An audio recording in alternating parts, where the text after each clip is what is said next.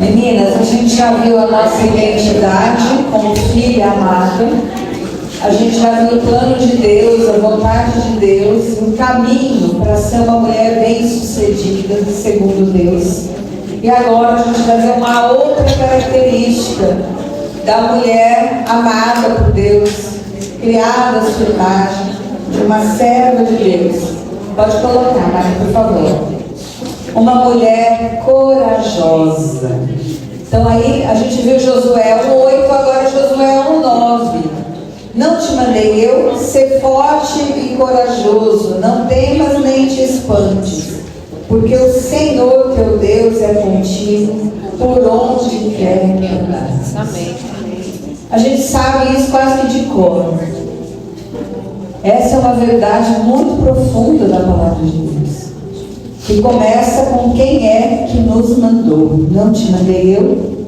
Então vamos ver como que é, que caminho é esse, que coragem é essa.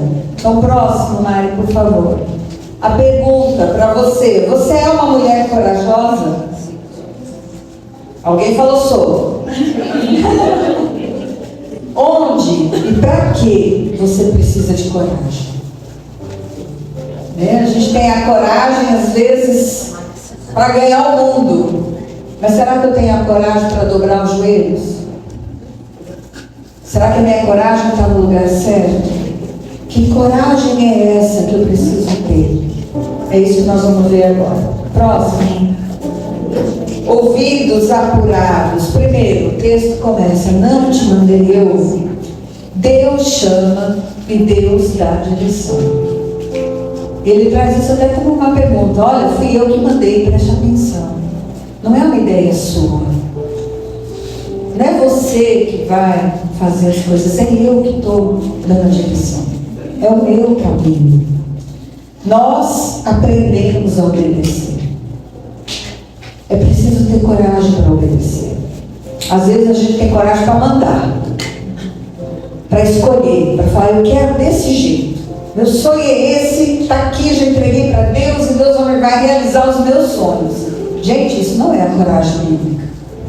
A coragem é para ouvir o que Deus quer e falar: Deus, eu creio, eu aceito, eu obedeço, eu quero caminhar na direção que o Senhor está me dando. Então nós aprendemos, quando a gente aprende a obedecer, a gente aprende a confiar no Senhor. Irmãs, a gente é desconfiada. Todas nós, até as crianças aqui, têm experiências de confiar em alguém que traiu a confiança. Sim ou não? Sim. Todas nós. Uma amiga, você contou um segredo e ela colocou no jornal da escola, né? Alguém que você confiava virou as costas para você. E às vezes a gente trata Deus assim, né? Que ela fala: eu confio até certo ponto. Estou com o pé atrás, eu confio com o pé, mas o outro eu fico assim. Parece que a gente está sempre meio reservada, esperando, porque a gente já levou algumas rasteiras. Só que Deus é completamente confiável. Ele não é homem para que minta. Ele é o Deus que te criou. Cuidado com a desconfiança no seu coração. Quando Deus fala, né, a minha vontade é boa, perfeita e agradável, você fica assim: acho que não é bem assim. Acho que não é bem assim. Nós precisamos aprender. Isso é um aprendizado. Confiar em Deus não é algo natural, por conta da nossa natureza desconfiada. Eu preciso aprender a confiar, sem reservas, totalmente. Se Deus falou, é verdade, e Ele vai cumprir.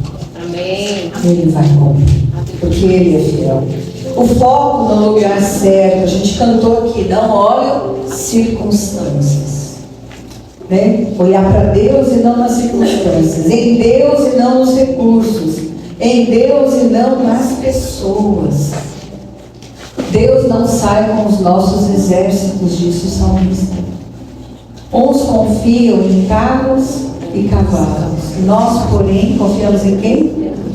No Senhor, nosso Deus. Aleluia. Gente, às vezes a gente está confiando em carro e cavalo.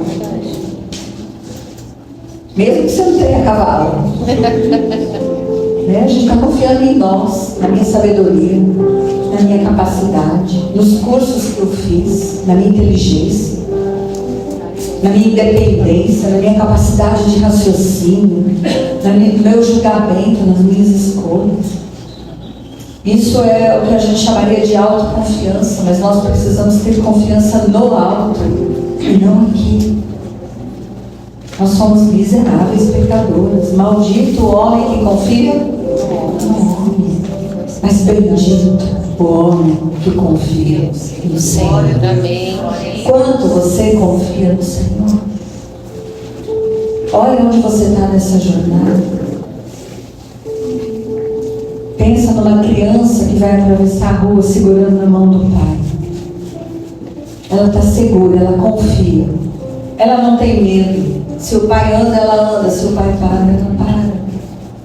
Ela não fica preocupada se o pai vai jogar ela na frente do carro. Porque ela sabe que ele sabe atravessar. Nós precisamos ter essa confiança de criança. Segurar na mão do Senhor e saber que Ele me conduz. Gente, Davi falou isso: o Senhor é meu pastor e nada me faltará. Ele me leva às águas de descanso, aos pastos verdes, inclusive no vale, tu estás comigo. Davi era essa criança segurando a mão do pai, ele confiava no Senhor. Não só nas montanhas ou nos pastos verdes, mas nos vales também. Não tem meia confiança. A gente precisa crescer na confiança do Senhor. Próximo, Mário. Seja forte e corajosa, que está dizendo, né? Não é autossuficiência, independência ou autoconfiança. É viver a suficiência do alto, a dependência de Deus, a profunda confiança no Senhor e no seu poder. Reconhecer os próprios limites e se colocar humildemente diante do Senhor, com o coração disponível em suas mãos. Queria lembrar vocês, acho que vocês já ouviram isso, a vida de Moisés, ele viveu 120 anos, que são divididos em 3 períodos de 40 anos. Nos primeiros 40 anos, Moisés aprendeu a ser alguém. Ele era o autossuficiente. Ele falava hebraico, mas também egípcio. Ele transitava na corte e ele conhecia o povo. Ele era o cara, criado debaixo ali na mesa do faraó. Ele tentou salvar, segundo Atos, na defesa de Estevão, antes de morrer, Estevão fala que Moisés tentou salvar o povo. Ele queria salvar, ele foi lá e matou um egípcio, achando que ele ia matar talvez um por um dos egípcios para salvar. Deus já tinha colocado no coração dele que ele ia ser um instrumento para a libertação do povo.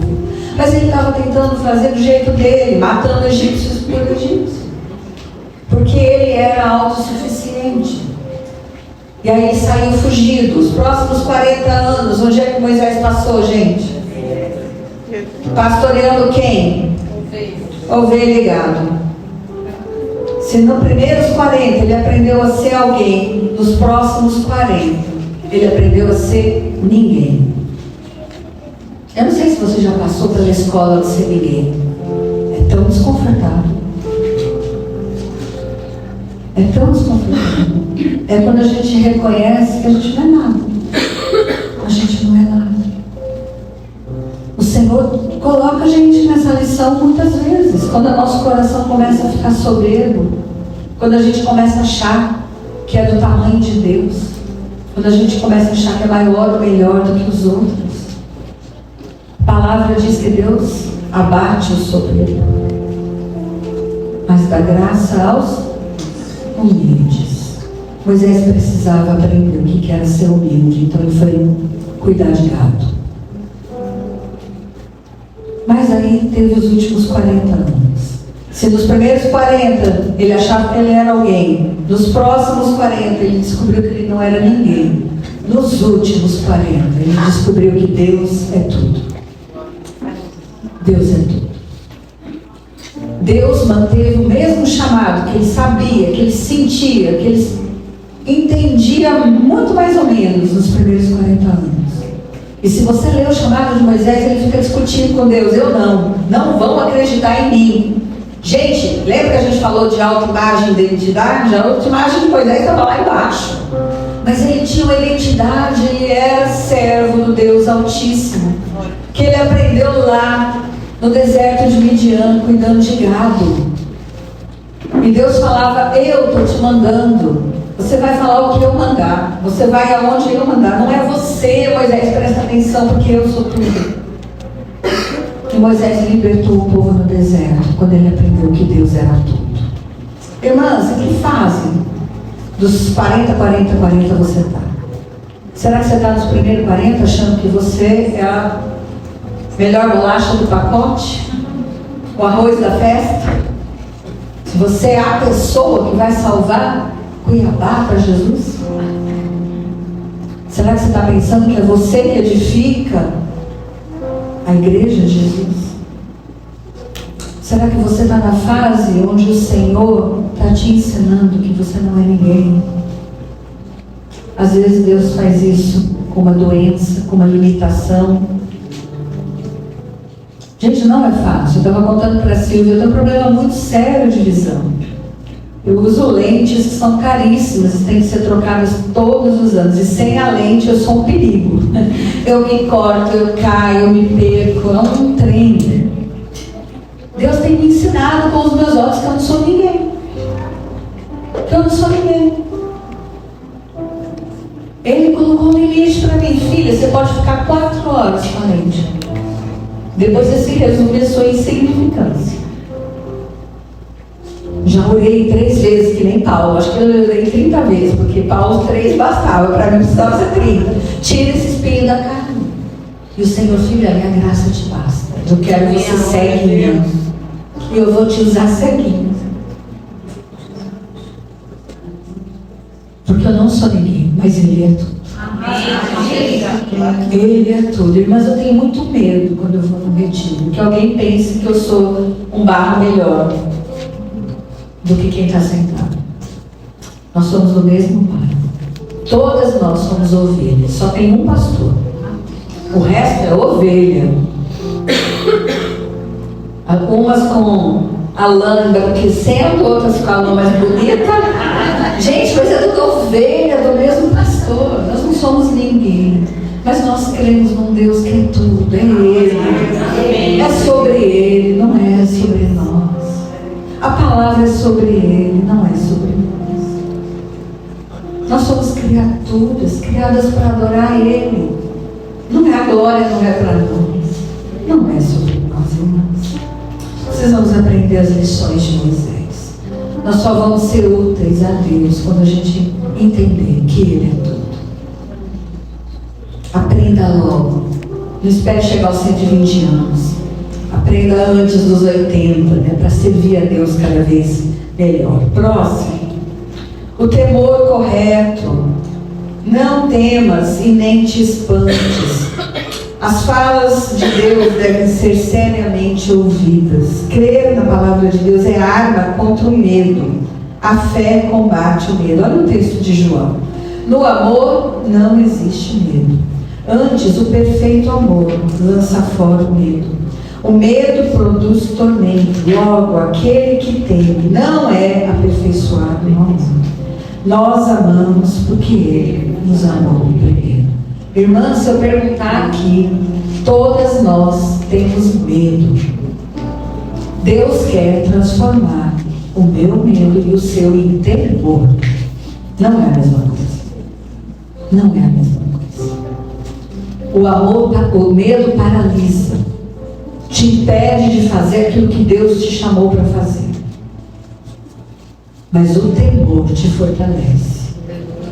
Porque Ele vai fazer em você o que Ele quer.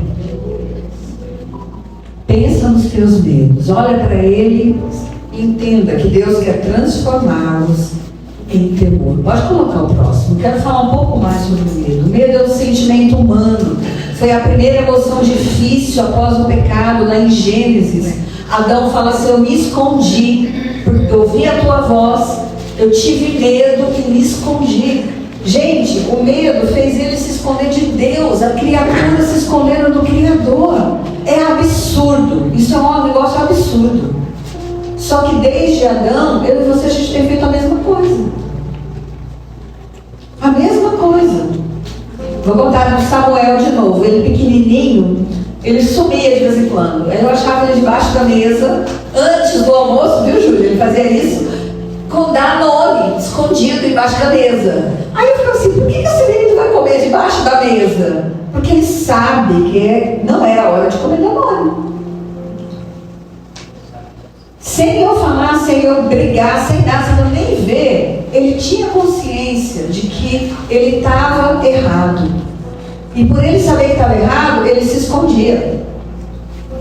A Giovana, com 4 anos de idade, ela roubou uma pasta de dente da Barbie. Quase saiu do ministério por conta disso. Era cara a pasta de dente da Barbie. Eu comprei uma Tandy, mas ela queria da Barbie. Ela roubou do supermercado. Irmã, sabe onde achava a Giovana? Atrás do armário, escondidinha com a pasta de dente. Quem mandou se esconder? Ela sabia. Pegamos a Giovana, levamos no supermercado, falamos com a gerente falou assim, a cadeia tá cheia de gente que começou assim. Menininha, nunca mais roube nada no mercado, senão você vai pra cadeia. Ela aprendeu a lição. Mas eu e você, a gente não precisa roubar as coisas. Mas a gente tem rotas de fuga de Deus. A gente é que nem Adão. A gente vai atrás de arbusto. A gente se esconde em mídias. A gente se tranca, se fecha para as pessoas. O pecado faz isso. E o medo é essa emoção que nos faz fugir do Senhor. Nos paralisa e impede de viver a vontade de Deus. Eu gostei muito dessa imagem, porque eu acho que ela me descreve nos meus medos. Encolhida, presa, trancada. Próximo. E o temor, gente? O temor é uma reação diante de Deus e do seu poder. O temor nos aproxima de Deus. O temor nos atrai para o Senhor. É quando a gente vê quem Deus é, a gente fica assombrado. E a gente não consegue tirar o olho dele. Sabe as coisas que às vezes você olha e você não consegue parar de ver? Ontem a gente tinha um pôr do sol assim, que o olho da gente é atraído para a glória, para a majestade. Esse é o temor. É um assombro, uma admiração, uma reverência. É a consciência da santidade de Deus. Quando Moisés estava lá na sarça, aquela sarça que queimava e não se consumia, ele ficou olhando, absorto ali. E o Senhor fala, tira a sandália, porque o lugar que você está é terra santa. Você está na minha presença. Gente, nós precisamos trilhar esse caminho de deixar o medo e crescer no temor. Os discípulos lá na tempestade, eles estavam com medo da tempestade, paralisados, achando que iam morrer. E eles terminam o texto assombrados, temerosos, mas no temor de Deus. Quem é esse que até o vento e o mar lhe obedecem? Percebe que eles encontraram alguém que era maior do que a tempestade que os atemorizava? As tempestades que eu e você encontramos, elas são assustadoras. Irmãs, nós oramos de manhã pela irmã com câncer, é assustador. Uma doença, uma unha encravada pode tirar o teu sossego. A gente tem medo de doença, a gente tem medo de relacionamentos quebrados, de um tanto de coisa.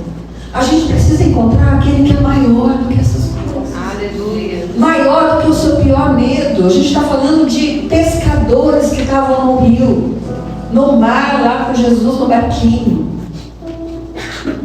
Eles sabiam que a tempestade já tinha levado muitos deles para o fundo da água. Já tinham perdido gente na tempestade. Eles tinham medo da tempestade, mas Jesus é maior. Jesus é maior, irmãos. E quando a gente vê que Jesus é maior do que um diagnóstico, do que uma limitação física. Falei da minha vista para vocês. Esse começo de ano, eu fui para a igreja, a primeira vez depois das férias, e falei, Deus, como é que eu vou te servir sem enxergar direito? Minha vista está cada vez pior. Deus tem um senso de humor incrível. Naquele dia, o pastor apresentou um pastor que a nossa igreja está apoiando lá em Manaus. E esse homem subiu com uma mulher carregando ele. Eu já achei esquisito. É humilhante para um homem ser carregado por uma mulher, concordo? E aquele homem lá na frente pegou o microfone e começou a falar. Aí o pastor falou assim: irmãos, não sei se vocês perceberam, ele é cego. Gente, ele sai correndo da igreja. Ele está plantando a igreja. Ele é um venezuelano, imigrante. Começou a pregar debaixo de árvore, cego, com a esposa levando ele. E eu lá reclamando da minha limitação. E o homem cego servindo ao Senhor. Eu falei: Deus, brincadeira, né? Você está desenhando aqui para mim. Deus me falou: eu uso quem eu quero. A tua falta de visão não limita o meu poder. Quais são os teus medos? O que tem limitado o poder de Deus na tua vida? Deus pode te usar para a glória dele. Deus pode te transformar. Não há limitação que Deus não possa trabalhar. Ele vai além. Ele vai além. Cultive o temor. Próximo. A presença de Deus. Então ainda tudo está em Josué 1:9. Porque o Senhor teu Deus é contigo por onde quer que andares. Gente, isso está falando de relacionamento. Ele é contigo. Lembra? Ele não é o patrão que dá a ordem e você vai e faz. Ele é com você. Por onde quer que você ande. Aleluia. Gente, Davi falou assim: para onde vou fugir da tua presença? Se eu for no mais profundo abismo, o Senhor está. No mais alto céu, o Senhor está. Irmãs, onde você vai? Deus está com você. Cultive essa consciência da presença de Deus. A presença de Deus nos cura. Se eu lembrar que Deus está comigo 24 horas por dia, que eu não estou sozinho, tem cura, tem companhia. Quantas irmãs nossas estão sofrendo por achar que estão só? Não existe solidão para o crente, gente. Existe solitude. Solitude é eu e Deus somos um. Deus está comigo no vale e na montanha. Deus está com você aonde você andar. É isso que ele falou para Josué. A presença é contigo. A gente tem os pais da fé falando da prática da presença de Deus.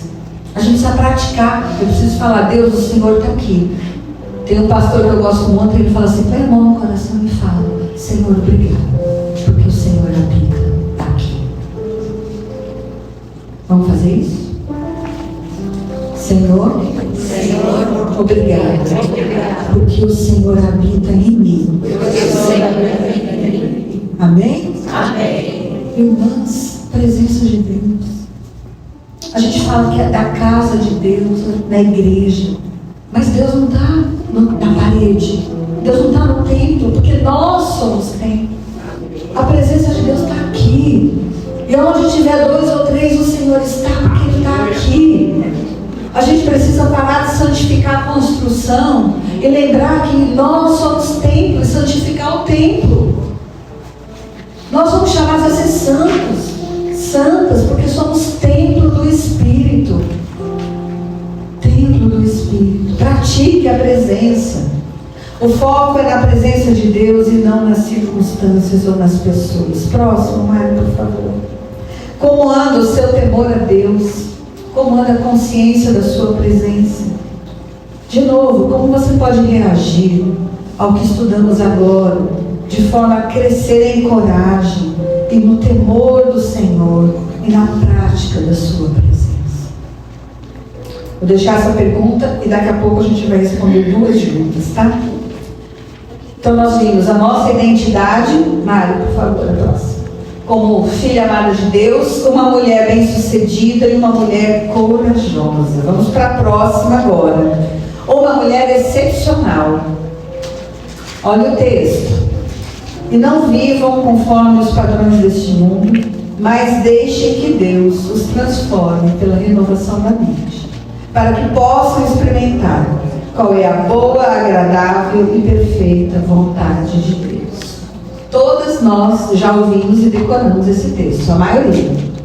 Quantas de nós vivemos o texto? Eu quero começar com vocês de trás para frente. Vamos lá. O que significa, primeiro, uma mulher excepcional?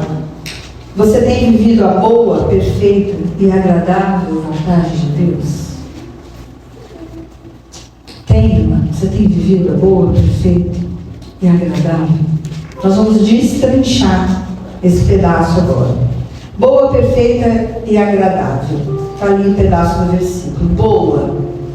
Deus é bom, esse é seu caráter. Um Deus bom só pode agir em bondade. Gente, não tem como a vontade de Deus não ser boa, porque Ele é bom.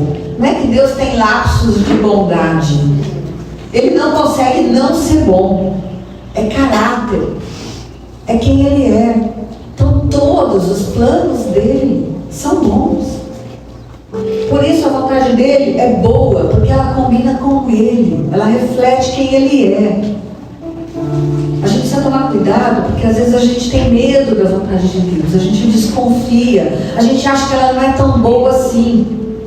Irmãs, quando eu estava lá na Cristã Evangélica de Santa Isabel, em São Paulo, se alguém me falasse que eu ia ser missionária no Amazonas, eu ia falar assim: Deus, vontade boa é ser missionária na Europa, no Amazonas não é não. Essa vontade não é boa. Não é boa. Eu estava na casa do meu pai ainda. Meu pai recebeu uma promoção para morar em Manaus. Nós passamos um mês em Manaus quando eu tinha 17 anos. Meu pai falou assim: não vou aceitar a promoção, porque eu não vou trazer minha filha para morar nessa cidade. Meu pai preferiu ficar mais pobre do que arriscar criar a filha dele em Manaus. Quando Deus chamou a gente para Manaus, meu pai falou assim: misericórdia, você vai criar minha neta. Vou, pai. Vou criar sua neta em Manaus. Se Deus tivesse me falado, gente, quem é em sã consciência que acha que é bom servir em Manaus? E as pessoas perguntam: você gosta de servir em Manaus? Eu falei: a pergunta não é essa. Se eu gosto, eu não gosto. Não é essa a questão. Eu obedeço, e por obedecer eu amo. Gente, o meu tempo do Marco, a gente está com o ninho vazio, está acabando. A gente acha que até o final do ano a gente deve sair de Manaus. Estamos esperando a confirmação de Deus para algumas coisas. Mas eu estou andando na cidade, cada dia que eu pego o carro, vou no mercado, vou na igreja, eu vou chorando. Saudade.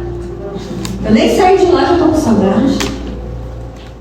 Deus me ensinou a amar, a reconhecer que a vontade dele é boa. É boa, porque Ele é bom. Não é porque Manaus é o melhor lugar do mundo, é difícil. É o calor, é o trânsito, é a sujeira da cidade, é o preço das coisas caríssimo. Gente, é bom porque Deus é bom. Ele faz a gente habitar em paz, porque Ele é bom. A vontade dele é boa. Não tenha medo da vontade de Deus, porque ela é boa. Salmo 23, bondade e misericórdia certamente me seguirão de vez em quando. Gente, a palavra seguirão no original é persegue. É tipo assim, você não pode se livrar, nem que você queira, da bondade e da misericórdia de Deus. Porque se você é filha de Deus, Ele vai te perseguir. A bondade dele vai grudar em você. Você não vai conseguir ficar livre. Todos os dias, Deus tem bondade e misericórdia na sua vida. Todos os dias. Então a vontade de Deus é boa. Próximo, perfeita e agradável. Nossa, já estamos lá na frente, Mário. Aí, perfeita e agradável.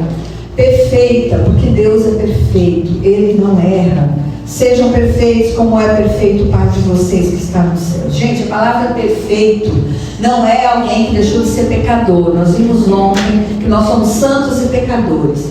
Perfeito significa aquele que cumpre o seu propósito, aquele que é íntegro, que está cumprindo, que chegou na maturidade. É isso que Deus quer, que a gente cumpra o propósito. E o propósito dele, qual é o nosso alvo que a gente viu ontem? Ser a imagem de quem? De Deus. Ser perfeito é ser parecido com Ele. A vontade dele é perfeita porque ela combina com o caráter perfeito de Deus. Agradável. Agradável significa que dá prazer, que satisfaz verdadeiramente. Você tem prazer na vontade de Deus? Eu vou na igreja porque eu tenho que ir. Eu vou dar o estudo porque eu tenho que ir. Gente, muito cuidado. A gente pode cair na religiosidade.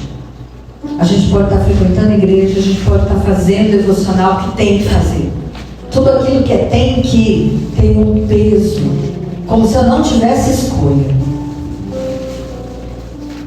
A gente precisa mudar isso. Eu vou para a igreja porque eu preciso, porque eu quero, porque é agradável viver em comunhão com os meus irmãos.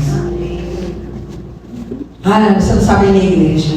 Tem tanta fofoca, tem tanta não sei o que. Tem, você está lá, eu estou lá. Por isso que tem tudo isso. Gente, mas é lá, porque a palavra diz como é doce a comunhão, como é bom estar junto. Não deixe de congregar, porque é agradável. Se você não acha agradável estar na sua igreja, se coloque diante de Deus e fale: muda o meu coração, porque a tua vontade é que eu esteja na igreja. Ovelha fora do rebanho vira petisco de predador, petisco de lobo. Cuidado, não se afaste da comunhão.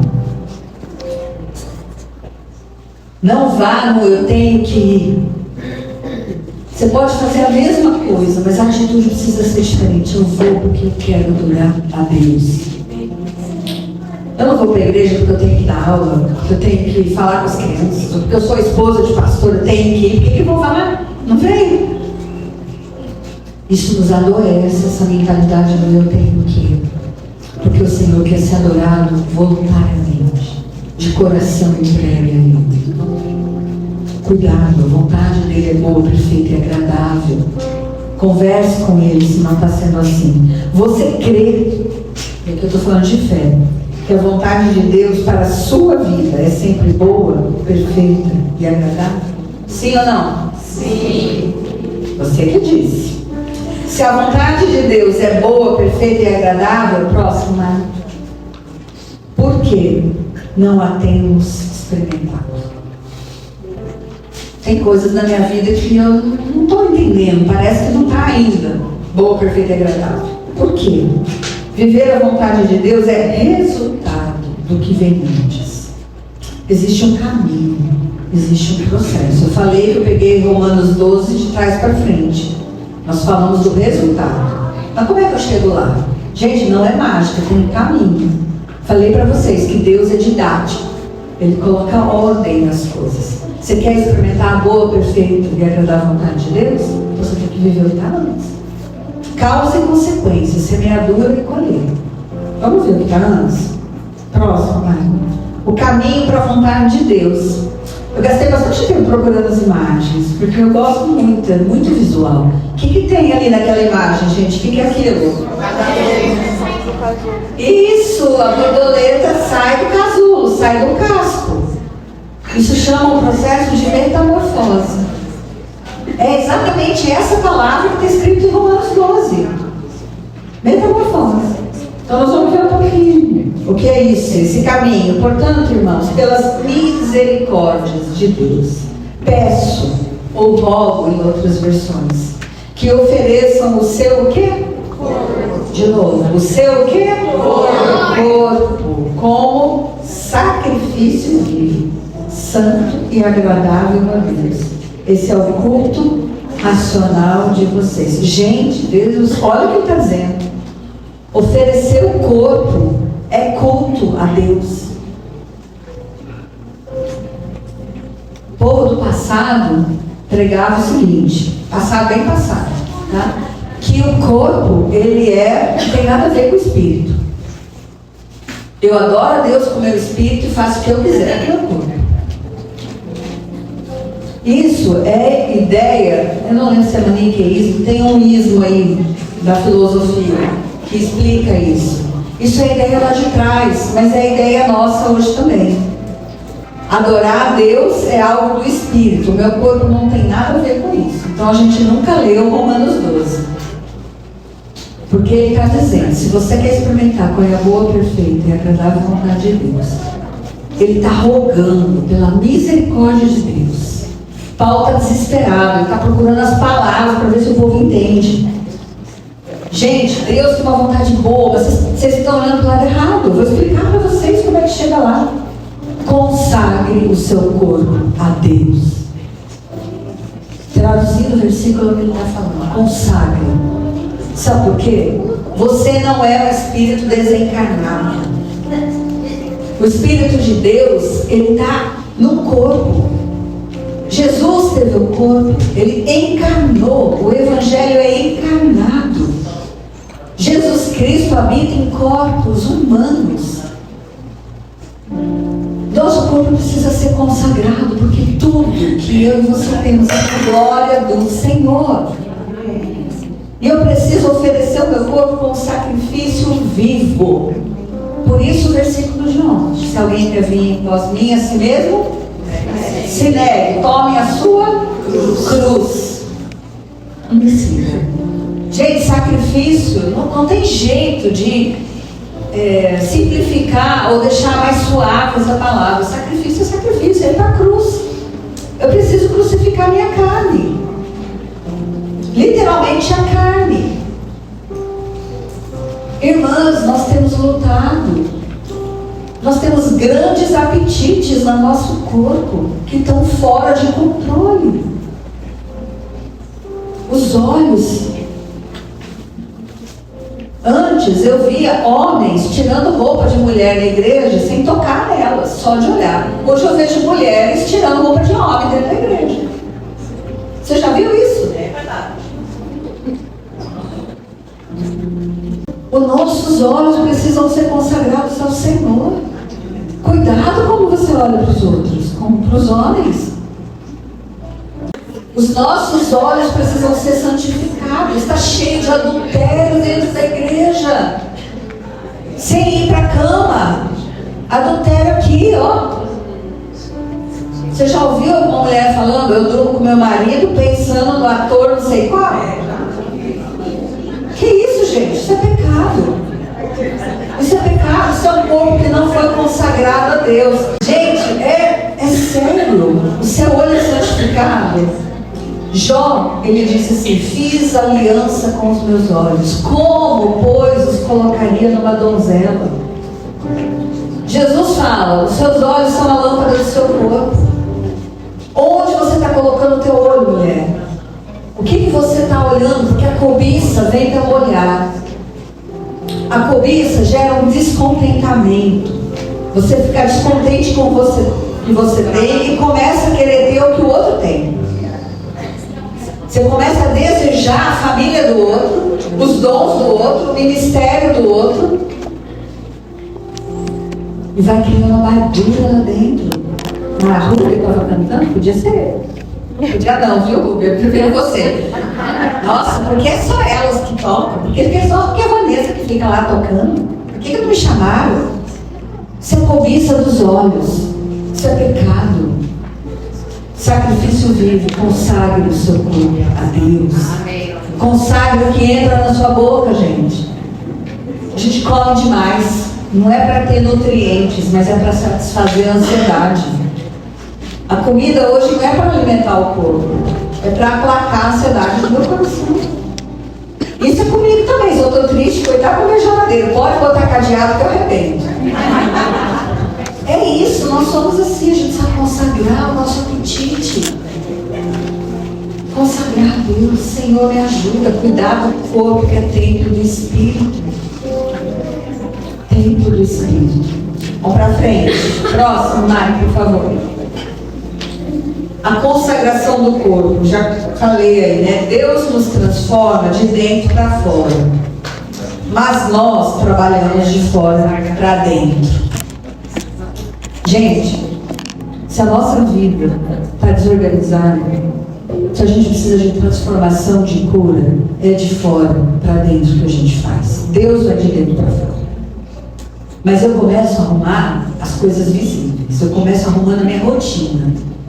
Eu começo, por exemplo, a dormir cedo. E pode ter serenata assim de vez em quando. Não é todo dia. A cantora não aguenta todo dia.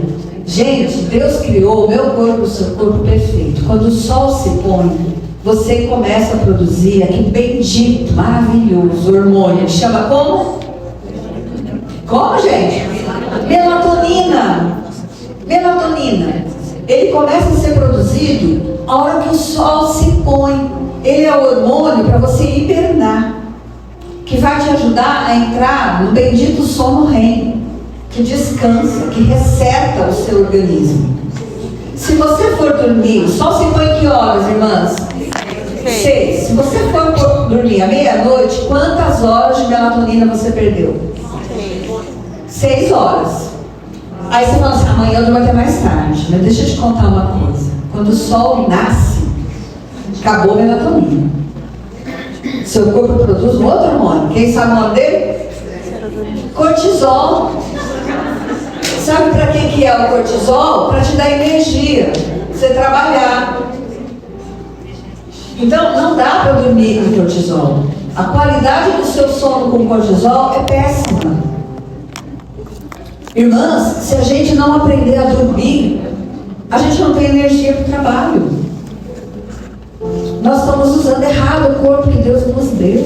Se você ler Gênesis, você vai ver que Deus criou primeiro a tarde e a manhã, primeiro dia. Tarde e manhã, o segundo dia. O dia começa no descanso. Nós, como igreja, a gente tem pecado, porque a gente fica até tarde. Vai dormir tarde da noite, sou muito ocupada.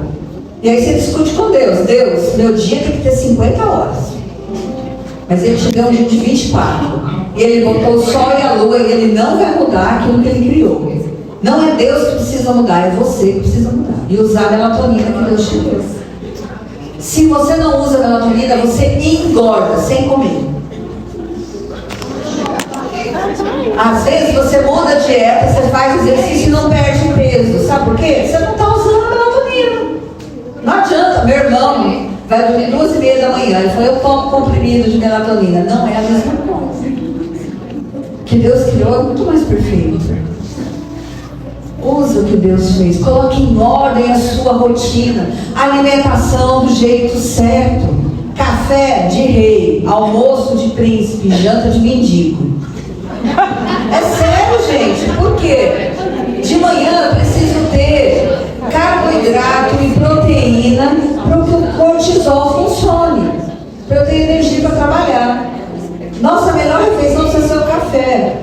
O almoço eu também preciso comer bem, porque eu ainda preciso gastar. Mas à noite eu preciso comer o mínimo, porque se eu comer a mesma coisa à noite e de manhã, ou à noite eu vou acumular aqui geralmente. Eu não, né? Tem que botar cinta para me tacar bonitinho. Então a gente acumula, porque a melatonina vai acumular. Você pode comer a mesma coisa no café, nos 2 horários. O seu corpo processa diferente. Então aprenda a ler o seu corpo, coloque em ordem a sua vida, coma direito, se exercite. Irmãs, toda semana eu falo com alguém, se você não fizer exercício físico, você vai tomar em comprimido. Antidepressivo, ansiolítico. Porque é o exercício que te ajuda a produzir a endorfina. Deus te ama. Tá escutando, né, Patrícia? Não dorme. Gente, é sério, a gente precisa. Então, consagre o seu corpo a Deus. Põe o seu corpo em movimento, na direção da criação de Deus. Entenda que você é obra das mãos dele. Irmãs, a palavra nos chama para ver as obras de Deus. A gente admira o pôr do sol, a gente admira o mar. Estou querendo ir lá ver o mar da casa da Silvia, né? A gente admira as obras de Deus, mas sabe, quando eu olho no espelho, tem uma obra de Deus lá. E sabe o que eu vejo primeiro, irmãs? Sinceramente, meu cabelo branco e as minhas rugas. Eu fico, ai Deus, como é que eu vou tampar isso? Como é que eu vou disfarçar? Será que as irmãs lá me conhecem desde o retiro de 2015? Vão falar, nossa, como tá velha. Gente, quem não é assim, levante a mão, por favor. favor. Olha lá, obrigada, isso mesmo. Ela levantou. Mas é assim que a gente é. É assim que a gente é. E Deus tem me desafiado. Olha no espelho. De verdade, se eu puder, eu boto uma capa no meu espelho que eu não quero nem olhar. Principalmente quando eu acordo de manhã. Eu preciso encarar o espelho e falar assim: eu sou obra de Deus, porque o Senhor está trabalhando em mim. Porque aquele que começou boa obra há de completar. O Deus que sustenta o sol, o mar, a lua e as estrelas é o mesmo Deus que te formou, que te criou, que te chama pelo nome. Você é obra de Deus. Amém. Se consagre, se entregue a Ele. Tem um pastor que ele conta que uma vez por ano ele deita no chão e ele começa a orar: Deus, eu te consagro nos meus pés. Que eles andem na direção dos teus caminhos. Que aonde eles forem, eles sejam formosos e anunciem a salvação. Eu te consagro as minhas mãos. Eu te consagro o meu coração. Eu te consagro o meu estômago, que ele não deseje mais do que ele precisa. Eu te consagro a minha mente, para que ela seja a mente de Cristo. Eu te consagro os meus olhos, para que eles olhem direto, para que eles não cobissem aquilo que não me pertence. Eu te consagro a minha boca, para que dela não saia maldição, mas que a minha palavra transmita graça aos que ouvem, para que a minha boca fale do que o coração está cheio. É uma coisa meio esquisita deitar no chão e ficar orando pelo corpo. Mas para ele funciona, porque ele está lembrando ele mesmo que ele não pertence a si mesmo, ele tem um dono. O seu corpo pertence ao Senhor. Foi ele que deu. Irmãs, nós não agradecemos. Vira e mexe, quando eu sento no banheiro, de manhã, sabe aquele xixi gostoso? Gente, isso é bênção de Deus. Você já agradeceu que você faz xixi de manhã? Você passou a noite, eu falei ontem para Silvia, Deus queira que a gente não precise ir no banheiro à noite. Porque eu estou sem lente. Ela contou que tinha uma perereca no banheiro. Ai, Jesus, eu já me vi sentada de noite sozinha no banheiro sem lente. E a perereca pulando em cima de mim. Gente, eu não precisei. Sabe por que eu não precisei ir no banheiro? Porque Deus me deu um negócio que chama bexiga. E a bexiga, ela é chica, e ela guarda um monte de xixi. Eu posso dormir. Olha que Deus maravilhoso. A gente não agradece pela perfeição do corpo. Aí quando tem um negocinho, você reclama. Percebe como a gente é? Consagre o seu corpo a Deus. Próximo, já estou indo, viu bem? Corpo e sacrifício, tá aí. Consagração do corpo, é a parte visível, a carne. Sacrifício, gente, porque é uma luta. A carne milita contra o espírito até o fim. A gente precisa saber disso. Se você der espaço para a carne, ela cresce e ela apaga o espírito. Não apagueis o espírito. Culto racional, né? Coerência entre a vida e a fé que professamos. Consagre o corpo. Próximo, por favor. Extraordinário, passo 2 aí. Não se conforme, não ter a forma do mundo. Eu coloquei duas, deixa eu ver, não, só coloquei uma versão. Não vos conformeis com os padrões desse mundo. Isso é uma ordem, é um imperativo. Deus está falando, você não deve ter a forma desse mundo. Você precisa, é chamado a viver de forma diferente, além do ordinário. Por isso é extraordinário. A nossa sessão agora é ser uma mulher extraordinária. É uma mulher que não se conforma, que não é igual ao mundo, é igual à imagem do Filho. Então, vamos ver como é que é isso. Acima dos padrões desse mundo. Próximo, ficou claro, né? O que é o mundo, gente? Vocês podem estudar isso depois, eu vou passar rápido, mas a gente tem 3 significados de mundo da palavra. O mundo criação, que foi criado por Deus. O mundo como humanidade. Quando João 3,16, Deus amou o mundo. Está falando das pessoas, da humanidade, que Ele mandou Jesus para salvar. Mas existe uma outra conotação de mundo, que é mundo com um sistema de valores contrário a Deus. É um mundo que jaz no maligno, cujo príncipe desse mundo é quem? Satanás. Olha o que João fala, gente. Isso é chocante, porque Deus manda a gente amar até o nosso inimigo. Mas você sabia que existe uma ordem para não amar na Bíblia? O Deus de amor dá uma ordem para não amar. E o que é que Deus nos proíbe de amar? A gente precisa ler isso. Porque a gente está caindo nesse negócio. Olha lá, não ameis o mundo, nem as coisas que há no mundo. Não estou falando para não amar o que Deus criou e não amar as pessoas que Deus criou, sejam amigas ou inimigas. Estou falando para não amar o mundo, o sistema de valor, o mundo que jaz no maligno. Se alguém amar o mundo, olha que sério, o amor do Pai não está nele. Porque tudo que há no mundo, os desejos da carne, os desejos dos olhos e a soberba da vida, não procede do Pai, mas procede do mundo. Ora, o mundo passa, bem como os seus desejos, mas aquele que faz a vontade de Deus permanece para sempre. Amém? Amém. Irmãs, não amem o mundo, nem as coisas do mundo. Todas nós temos pecado nisso. A gente tem amado o mundo que jaz no maligno, coisas que não agradam a Deus, tão presentes na nossa vida. E a gente ama e deixa de amar a Deus, o próximo e a si mesmo.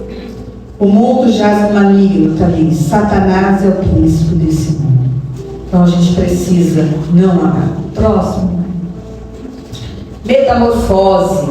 Aí, a última parte, né, de Romanos 12. Transformai-vos pela renovação da mente. Na NAA e na NVT, eu gosto muito dessa tradução. Deixem que Deus os transforme pela renovação da mente. O transformar-vos, às vezes, pode dar a ideia de que é algo que eu faço. Eu vou lá, pego a minha mente e transformo ela. Mas eu não consigo mudar a mente. Eu acho que você já tentou. E eu também.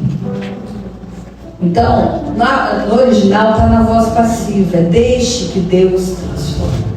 É Deus que muda. E Deus muda pela palavra. A palavra diz que nós devemos ter a mente de Cristo. O que Cristo pensa está aqui. Quando isso entra aqui, eu sou transformado. Eu coopero com Deus, eu busco a Deus, eu como a palavra, eu me coloco no lugar de escutar a Deus. E Deus nos transforma, Deus transforma o nosso jeito de pensar. Eu vejo isso toda semana. Escuto irmãs que não conseguiam fazer devocional e começam. E chegam para mim e falam assim, Deus falou comigo. Não mudou nada do lado de fora, as circunstâncias são as mesmas, relacionamento complicado, problema da igreja, mas mudou tudo, porque mudou a mente. A mente foi transformada. Vê a situação como oportunidade, como um destino, não como um destino cruel que não tem nada mais para fazer. Deus precisa transformar a nossa mente, para que a gente experimente qual é a boa, perfeita e agradável vontade de Deus. Porque quando Deus muda a minha mente e a sua, muda a sua oração. Você começa a orar de acordo com a vontade de Deus. Irmãs, fez 3 meses que eu perdi o meu pai. Eu nunca imaginei que eu ia orar para Deus levar meu pai. Eu passei 10 dias clamando misericórdia. Leva o meu pai para casa. Eu não quero ver meu pai sofrer mais. Deus muda a nossa mente. Eu, a minha mãe e o meu irmão estávamos clamando para Deus levar o meu pai. Ele estava preso numa cama, amarrado, sem reconhecer ninguém. Eu não estava aguentando ver ele assim. Deus muda o nosso jeito. Minha mãe agora viu, minha mãe, como é que você está? Grata a Deus, porque o seu pai está com o Senhor. Porque Deus ouviu a minha oração e levou ele embora, porque eu não estava aguentando ver ele sofrer. Gente, parece cruel orar para Deus levar o pai. Mas estava chegando a hora. Estava chegando a hora. E o Senhor falou: filha, para de orar contra a minha vontade, ora pela minha vontade. E a vontade de Deus não era o meu pai preso do jeito que ele estava numa cama. Meu pai está livre no Senhor. Está melhor do que eu. Está liberto. O Senhor muda o nosso jeito de pensar. Está doendo, está doendo. Cada vez que eu abro o computador, tem os exames dele, não posso nem ver minha galeria, tem foto dele no caixão, no hospital, não sei aonde. Mas aí eu paro e penso: que pensamento eu vou deixar aqui? E aí a mente de Cristo fala assim para mim: agradece, porque os últimos 10 dias você abraçou, você beijou, você teve com ele. Eu te dei um presente, filho. Percebe como Deus trabalha? Gente, tem pessoas que não conseguem viver o luto. 3, 4, 5 anos. Eu não estou querendo pesar sobre ninguém. Eu não conheço as irmãs. Eu não sei se alguém está nessa situação. Mas nós precisamos deixar o Senhor transformar o nosso jeito de pensar. Nos submeter à vontade dEle, que é boa, perfeita e agradável. Aí eu penso: meu pai não vai conhecer a bisneta, a Raquel. E me dói. Aí eu falo: ele já conheceu Pedro. Que bom que ele viu um bisneto. Que bom que ele pegou um bisneto no colo. E eu vou viver contando para o Pedro: o seu bisavô pegou você. Ele amou ter você no colo. Gente, precisamos mudar. Deixar o Senhor transformar o jeito que a gente lê as situações. A pandemia foi um escândalo para a igreja, porque nós temos uma igreja apavorada com a morte. Nós somos um povo que precisa lidar bem com a morte, porque a gente sabe o que vai depois. A gente tem pavor. Não que a morte seja agradável. Gente, quando eu fechar os olhos aqui, eu sei onde eu vou abrir. Precisamos viver bem. Precisamos ter a mente sendo transformada. Essa renovação é uma completa mudança segundo a vontade de Deus. Uma nova forma de pensar conforme Deus. Próximo, por favor. Pensando nos pensamentos, né? Gente, não vou nem ler o versículo que vocês conhecem, mas fala desse rosto descoberto. Nós contemplamos a glória do Senhor e somos transformados. A transformação vem pela contemplação, pelo conhecimento, pela adoração de quem é Deus. Quanto mais eu olho para Deus, com o rosto descoberto, com verdade, sem medo. Sem medo. Eu preciso da presença de Deus e olhar para Ele. Sem medo do que Ele está vendo em mim, porque Ele já me conhece. E nós somos transformados. Aqui é um esquema muito básico de como é que os pensamentos são formados. Gente, aquilo que entra pelos olhos e pelos ouvidos forma o que você pensa. Seus pensamentos não nascem no vácuo do nada. Olha, presta atenção aonde eles estão sendo alimentados na sua vida. Se você é uma mulher que assiste novela o dia inteiro e fica vendo traição, você vai esperar a traição do seu marido. Porque a tua mente está cheia de traição. Se você ficar vendo notícia de desgraça, você vai ficar esperando desgraça o tempo inteiro. Cuidado com o que entra no olho e nos ouvidos. Mas os pensamentos geram as nossas emoções. A gente fala tanto de saúde emocional. Você não trata as suas emoções pensando nelas. Você trata as emoções mudando o jeito de pensar. Porque se mudar o seu pensamento, as suas emoções mudam. As emoções são uma bênção de Deus. Elas são um termômetro que aponta e apita e fala assim: ó, tem um pensamento errado na sua vida, conserta. Você está pensando fora da vontade de Deus. Elas são para ser difíceis mesmo, porque cada emoção tem a função de nos levar para a cruz, de nos levar para o Senhor. Cada ansiedade nossa é uma oportunidade de aprender a confiar. Cada tristeza é uma oportunidade de confrontar pecado, de arrepender. E de parar e pensar onde foi que vem, que nem eu contei ontem, a tristeza do domingo. É pecado que estava na minha vida. Eu vim fofoca. As emoções, elas sinalizam. Ouça, não tenha medo. Senhor, eu estou com raiva. De onde vem essa raiva? Gente, eu morro de raiva no trânsito. Se alguém me corta, sobe o sangue. E sabe o que eu descobri? Eu tenho um senso de justiça própria, horroroso. Horroroso. A minha justiça, eu quero as coisas certinho. Eu já falei aqui para a Lelê, era 9 horas, quer começar hoje? Eu estava aqui 9 horas. Eu fiquei sentada ali orando, Deus tem misericórdia, eu sou pecadora. O Senhor está fazendo do seu jeito, eu estou aqui olhando no relógio. Gente, eu estou abrindo aqui o coração, tá bom? Não me crucifique de novo. Mas é isso, é a gente. Como é que eu vou subir com o coração com raiva, porque não começou 9 horas? Porque estava lá escrito no papel. É farisaísmo isso, esse negócio. Mas somos nós. E eu orei e falei assim, Deus, não deixa a minha justiça atrapalhar o que o Senhor quer fazer. Não deixa. Eu preciso orar. Você precisa orar. Mas a emoção da justiça, da raiva no trânsito, eu aprendi. Seu senso de justiça está além do limite. Justo aqui sou eu. Deus nunca me mandou fazer justiça com as minhas mãos. Ele fala, confia. E eu preciso entregar. E aí eu falo, seja como Deus quiser. E é como Deus quer. Percebe, irmãs? Aprenda a ler suas emoções. Olhe os pensamentos. Feche a torneira da onde entra. De Eva olhou para o fruto. Ela achou que ele era delicioso. E ela passou por cima. E ela ouviu a voz que não era a voz de Deus. Não é bem assim, Satanás. Ouça. Que os seus ouvidos ouçam e aprendam a discernir a voz de Deus acima de todas as outras vozes. Para terminar, mudanças práticas. Próximo. Solitude, tempo a sós com Deus, sem distrações. Já falei disso. O livro em nós, habite ricamente em vocês a palavra de Cristo. Quando a palavra habita no seu coração, ela sai pelos teus olhos, pela tua boca, pelos teus pés, pelas tuas ações. Ela quer habitar. A palavra é tabernacular, fazer morada. Não é entrar e sair, é ficar. É ser processada até que vire vida e vida abundante.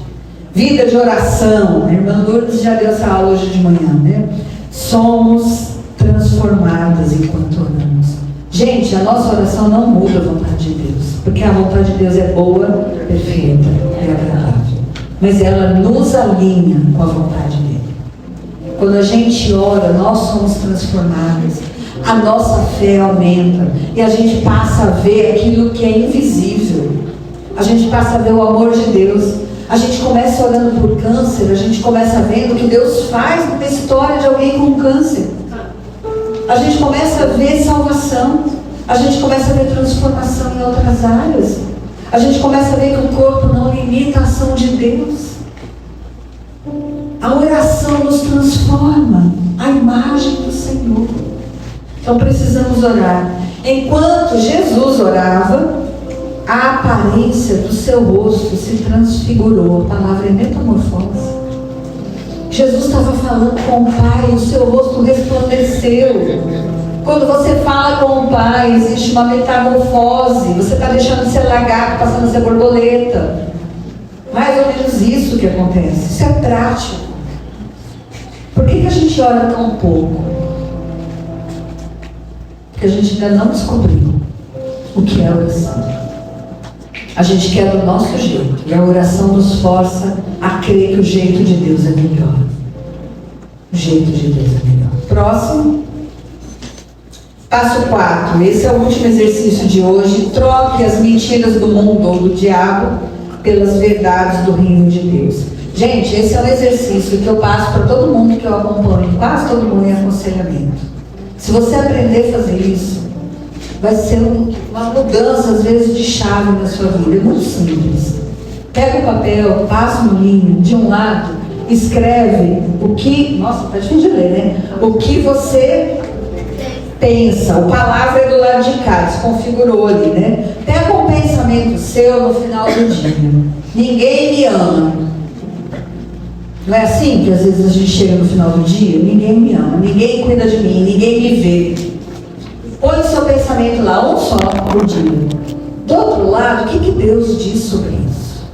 Procura um texto bíblico. Você é a menina dos meus olhos, eu dei exércitos pela sua vida, eu morri por você quando você ainda era pecador, eu te amei primeiro. E aí você olha, eu estou pensando que ninguém me ama, a palavra de Deus está dizendo que Deus me ama, eu tenho uma escolha. Quem está falando a verdade? Esse meu pensamento combina com a verdade de Deus? Eu vou escolher ficar pensando isso ou eu vou trocar esse pensamento pelo pensamento de Deus? Gente, isso funciona. Quando a gente começa a fazer no papel, você acaba fazendo naturalmente depois. A gente não impede que o pensamento entre na nossa cabeça, mas a gente pode impedir que ele faça raiz. Não deixe o pensamento solto. O pensamento precisa ser levado cativo à obediência de Cristo. E assim a gente leva os pensamentos cativos. O que Deus pensa sobre isso? É o que eu estou pensando? Geralmente não é. Meus pensamentos vão longe do que Deus pensa. Mas eu preciso parar e alinhar os meus pensamentos com os pensamentos de Deus. O último, nós vimos até agora nossa identidade como filha amada de Deus, uma mulher bem-sucedida, uma mulher corajosa, uma mulher excepcional, que não se conforma nesse mundo, mas que é transformada dia a dia no seu jeito de pensar, para a glória de Deus, e experimenta a boa, perfeita e agradável vontade de Deus. Rapidamente vira do lado, o que você está levando? O que é para você essa palavra agora? É rápido mesmo, gente. Para encerrar esse tempo, irmãs, eu queria que a gente pudesse orar e eu queria te convidar a consagrar o seu corpo, a sua mente, a sua vida para Deus. Se você quiser se ajoelhar, se você quiser dobrar o seu corpo, como você quiser, mas se derrame diante do Senhor agora. Deus, o Senhor está aqui. A tua palavra é a verdade. E o Senhor está falando com a gente. Nós somos obras das tuas mãos e o Senhor não é. Nós não somos um engano, fruto do acaso. A nossa história não está na mão de qualquer pessoa, nós estamos nas mãos do Deus vivo, Deus Santo e poderoso. Pai, a gente ouve que a tua vontade é boa, perfeita e agradável, e isso gera esperança no nosso coração. A gente quer aprender a viver essa vontade. Ensina. Obrigado porque tem um caminho. E o Senhor usou Paulo para nos falar desse caminho.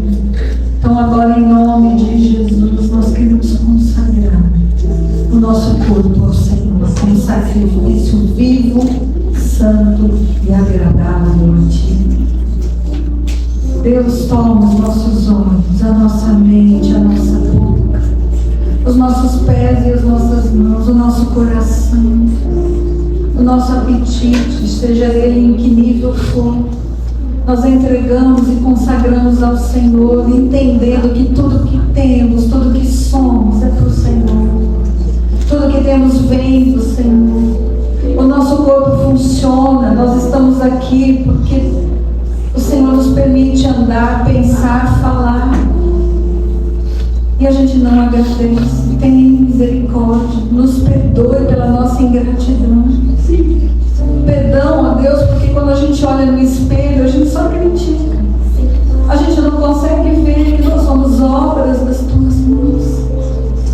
Nós somos filhas pecadoras, ingratas, murmuradoras. Muda a nossa história, Pai. Transforma-nos a tua imagem, porque esse é o teu plano. Por isso nós nos consagramos diante do Senhor. Queremos ter olhos santos, queremos que da nossa boca saiam palavras que edificam, que glorificam o teu nome. Por isso enche o nosso coração com a tua palavra, nos dê fome e sede, ó Deus, de ouvir o que o Senhor pensa. como um horóscopo, como um livro qualquer, mas ela é palavra de Deus. Santa e bendita, não é palavra humana. Nos dê reverência. Nos dê essa atitude, Pai, de olhar para o Senhor como Deus Todo-Poderoso. Amém. Livra-nos de discutir, de justificar a palavra do Senhor, mas nos dê um coração que acolhe como verdade eterna, verdade que transforma. Oh Deus, nos dê sabedoria para perceber os pensamentos que têm entrado na nossa mente, que não são o Senhor. Nós estamos no mundo, mas não somos deste mundo. Nós pertencemos à pátria celestial, somos peregrinas nessa terra. Deus não deixa a gente ter a forma do mundo, não deixa a gente copiar os valores, não deixa a gente banalizar a verdade. Existe uma verdade e ela tem um nome, é Jesus Cristo. Existe um único caminho, não são todos os caminhos que levam a Deus. Isso é mentira. A verdade é o que o Senhor disse: eu sou o caminho, a verdade e a vida. Ninguém vem ao Pai senão por mim. Deus, grava a tua palavra, não deixa a gente andar por outros caminhos, não deixa os nossos pés irem longe do Senhor. Olha para cada um dos nossos medos, quantos medos nós carregamos, Pai. Transforma, Deus, cada um deles em temor do Senhor. Porque por pior que seja o nosso medo, o Senhor é maior. O Senhor é mais poderoso do que a pior das tempestades que a gente pode enfrentar nessa vida. Agindo eu, quem pode impedir, disse o Senhor. O Senhor tem poder. A tua palavra gera vida, gera arrependimento, gera mudança de direção. Converte-nos a ti todos os dias, Pai. Nos transforma, a gente quer viver essa metamorfose. Para ser essa borboleta, Deus, que voa, que cumpre o seu propósito, que é livre para viver a vontade do Senhor. Pai, nós vivemos tantas vezes escravizadas à opinião dos outros, a pressões, a padrões. O Senhor nos chama a liberdade. No Senhor nós somos verdadeiramente livres. E conhecereis a verdade, e a verdade nos libertará. Aleluia, glórias ao teu nome, porque o Senhor é o Deus que nos liberta. Quantas escravidões, quantos padrões. Deus, socorre-nos, visita-nos, ó Deus, nos dê fé para crer que a tua palavra é absoluta, nessa liberdade que o Senhor nos dá. Visita as minhas irmãs. O Senhor sabe as angústias que elas carregam, sabe os relacionamentos, os sonhos frustrados, relacionamentos quebrados. São tantos. A gente vai acumulando, Deus, tantas dores, tantas feridas. Aplica o bálsamo do Senhor. Cura as nossas feridas. Nós queremos deixar as nossas dores aos pés da cruz. Porque o Senhor é o homem de dores que sabe o que aconteceu.